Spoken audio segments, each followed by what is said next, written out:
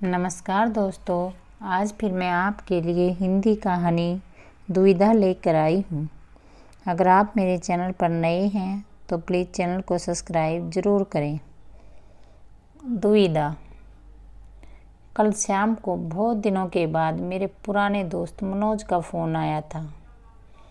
वो बता रहा था कि उसकी बेटी की शादी तय हो गई है और अगले महीने की तारीख पक्की की है।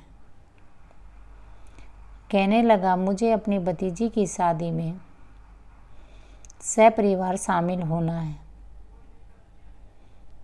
वो बोल तो रहा था, लेकिन उसके बोलने में वो उत्साह नहीं झलक रहा था जो आमूमन बेटी की शादी तय करने के बाद एक पिता में होना चाहिए। मेरे बहुत खरीदने पर वो बोला, यार सब कुछ तो ठीक है, लेकिन मेरी इच्छा बेटी की शादी में कार देने की थी। लेकिन सारे खर्च करने के बाद कार के लिए बजट ही नहीं बच रहा। खैर, कोई ज़रूरी भी नहीं कि हर इच्छा पूरी हो। तुम तो शादी में ज़रूर आना। तभी से मेरे मन में दुविधा थी कि क्या मुझे मनोज की मदद करनी चाहिए।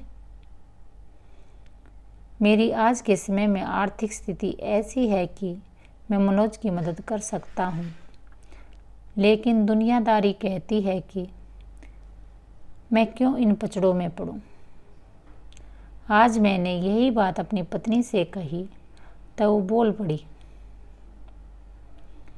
इसमें इतना क्या सोचना। आज मनोज भैया को ज़रूरत है तो हमें ज़रूर उनकी मदद करनी चाहिए। आप भूल गए क्या मनोज भैया के एहसानों को? आप ही ने तो मुझे बताया था। इसी के साथ मुझे याद आने लगी वो करीब 30 साल पुरानी घटना। मेरी और मनोज की एक ही कंपनी में नई नई नौकरी लगी थी और हम दोनों इस शहर में नए नए आए थे। मैं पड़ोस के शहर से और मनोज पास के ही गांव से। हमने रहने के लिए एक कमरा किराए पर लिया था और दोनों एक साथ रहने लगे। मुझे याद है महीने की वो 25 तारीख थी जब घर से तार आया था कि पिताजी की अचानक तबीयत खराब हो गई है और मुझे तुरंत घर बुलाया था। महीने के आखिर में मेरे पास गिने चुने 50-60 रुपये थे। इतने पैसों में मेरा घर जाना संभव नहीं था। मनोज ने पूछा, क्या हुआ, घर क्यों नहीं जा रहे? मैंने अपनी समस्या बताई तो वो बोले, बस इतनी सी बात, और लाकर अपना पर्स हाथों में रख दिया और बोला, भाई तुम निकलो जल्दी से ताकि समय से घर पहुंच सको। मैंने देखा पर्स में करीब 2,500-3 हज़ार रुपये थे। मैंने कहा, भाई इतने पैसों की ज़रूरत नहीं है।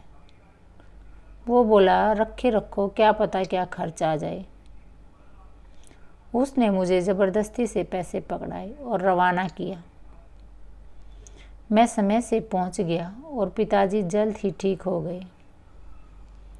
बाद के समय में मेरी शादी हो गई और उसका भी परिवार गांव से शहर आ गया।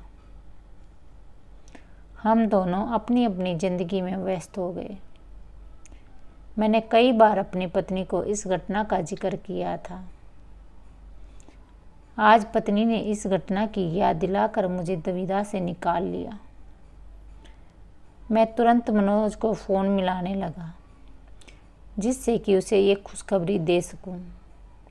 धन्यवाद दोस्तों। अगर आपको ये कहानी अच्छी लगी है तो इसे लाइक करें, शेयर करें और चैनल को सब्सक्राइब ज़रूर करें। मिलते हैं नई हिंदी कहानी में।